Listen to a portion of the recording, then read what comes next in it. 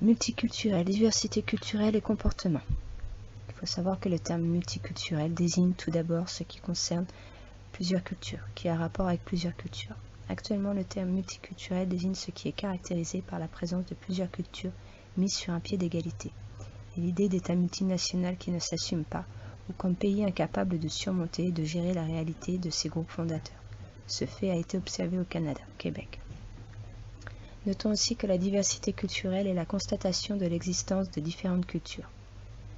Pour certains anthropologues et sociologues, la diversité culturelle est un fait transformé en un concept servant à décrire l'existence de différentes cultures au sein d'une société, en fait à l'intérieur d'un État-nation. Comme nous l'avons déjà observé, la diversité culturelle et le domaine culturel sont des thématiques contemporaines. On cite la déclaration de Cotonou du 15 juin 2001 qui affirme que la diversité culturelle constitue l'un des enjeux majeurs du XXIe siècle.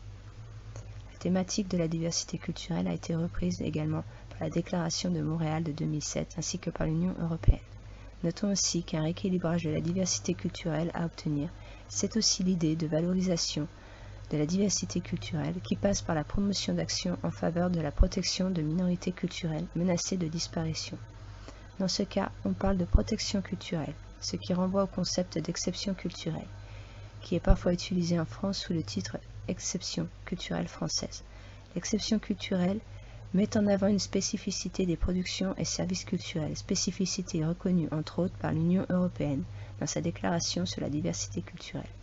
Cette défense peut aussi renvoyer à une protection des droits culturels, menée sans succès au début des années 1990 en Europe, en calque des droits de l'homme. La diversité culturelle est présentée comme l'antithèse de l'uniformité culturelle ou l'uniformisation culturelle, qui elle n'existe pas dans les faits. Il faut savoir que l'uniformité culturelle et l'uniformisation culturelle soulèvent l'inquiétude de populations quant à la sauvegarde de leurs traditions, comme en Nouvelle-Zélande, région côtière en Australie, Dom-Tom français.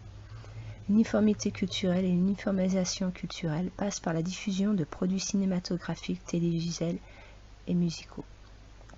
Notons également que la diversité culturelle est partie intégrante de la francophonie, puisque la quasi-totalité des pays qui composent l'espace francophone sont multilingues. Dans les pays d'Afrique francophone notamment, le français est perçu comme une langue de culture, qui cohabite avec les langues régionales.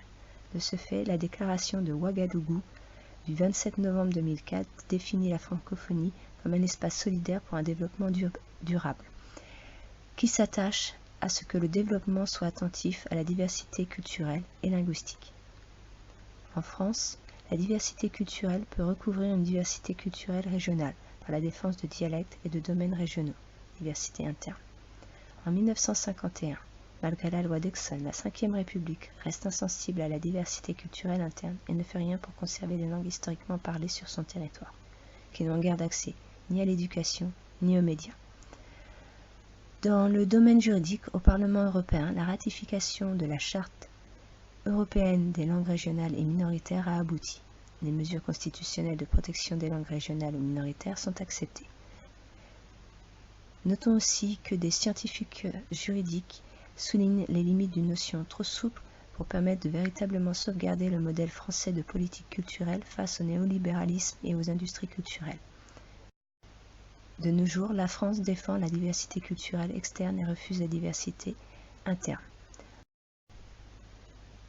En Inde, le débat sur l'exception et la diversité culturelle né au cours de discours scientifiques et de politique culturelle a été vécu d'une manière toute virtuelle par le monde culturel et artistique hindou, qui ne manquait pas de manifester une solidarité de principe vis-à-vis des positions défendues par Jacques Chirac et la France en la matière. Multiculturalisme et comportement. Il faut savoir que le multiculturalisme est un terme utilisé dans de nombreuses disciplines comme en sociologie, en anthropologie et en philosophie politique. La multiculturalité fait aujourd'hui le plus souvent référence à la coexistence d'un groupe ethnique indigène et de groupes ethniques étrangers. Le multiculturalisme peut être artificiellement créé à la suite par exemple de la création d'une instance agrandissant en fusionnant des zones avec deux ou plusieurs cultures différentes, par exemple le Canada francophone et le Canada anglophone.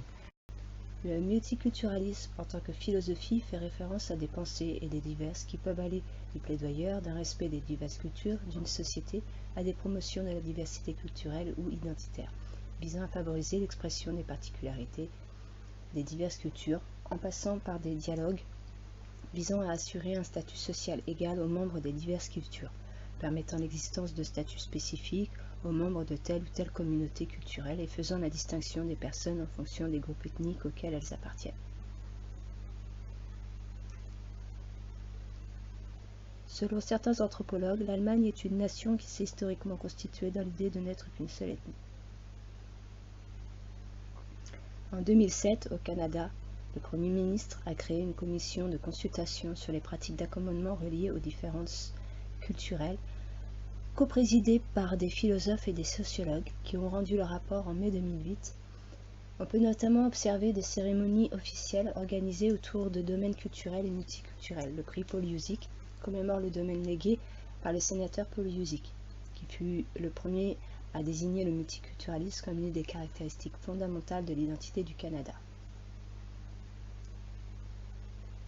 Dans les années 1960, le ministre de l'Intérieur travailliste du Royaume-Uni préfigure une politique multiculturelle. Il prône notamment l'importance des cultures d'origine et la nécessité de les préserver dans la vie publique, ce qui déclenche les remarques de certains conservateurs. Les professeurs de civilisation britanniques notent ainsi le modèle d'intégration prôné en 1965 repose sur la conviction qu'on ne peut pas demander aux immigrés de devenir des copies conformes des Anglais. Alors que la France prône nationalement une stricte laïcité et en est venue à parfois faire des accommodements raisonnables, le Royaume-Uni a effectué un parcours inverse.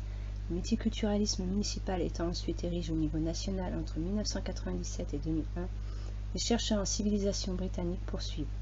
La société s'est alors adaptée aux demandes des minorités, les mariages arrangés pratiqués dans la communauté hindoue ont été tolérés, les Sikhs ont obtenu le droit de conduire des motos ou de travailler sur des chantiers avec leur turban. En 2011, le Premier ministre conservateur du Royaume-Uni déclare que le multiculturalisme d'État, travailliste entre 1997 et 2001, est à l'origine d'un séparatisme communautaire et des crispations identitaires. En 2017, les minorités ont tendance à vouloir rester entre elles, et les Blancs, eux, n'ont pas vraiment envie de vivre avec les minorités, ce qui favorise la concentration ethnique, comme dans certains quartiers de Londres ou Birmingham.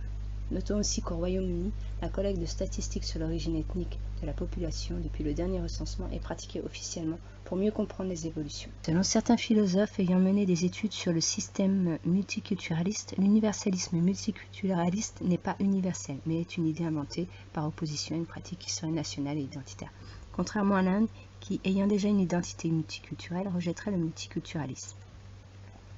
La mémoire reliée à la notion de moyen, de manière ou d'expression, le plus souvent culturelle et sociétale, est citée dans des productions cinématographiques, télévisuelles, musicales et des études, rapports, des discours, débats, généralement anthropologiques, sociologiques, politiques, linguistiques, démographiques et culturels. Ces artefacts de mémoire se transmettent par le biais de l'éducation, des médias, de l'industrie culturelle, du domaine culturel et de nominations culturelles. Ces productions artistiques, documents et discours sont réalisés par des scientifiques et des producteurs reconnus, dans le but de s'engager en faveur de la promotion culturelle, de la conservation et ou de la valorisation de la diversité culturelle et linguistique, de l'assistance au domaine culturel, des droits culturels et de l'homme, de la conservation de politiques culturelles, de collectivités sociales et ou identitaires, de création d'instances ainsi que dans la volonté de s'inscrire dans une relation d'accommodement reliée aux différences culturelles et de décrire l'existence de différentes cultures au sein d'une nation.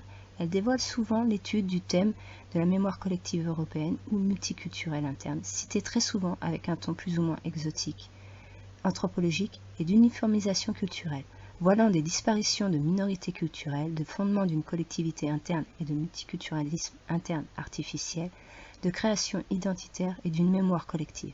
C'est cette même mémoire collective qui a formé et a fait évoluer les cultures européennes, indiennes et d'exception culturelle, sans origine culturelle, et qui est de nos jours une thématique à l'origine de nombreuses études scientifiques.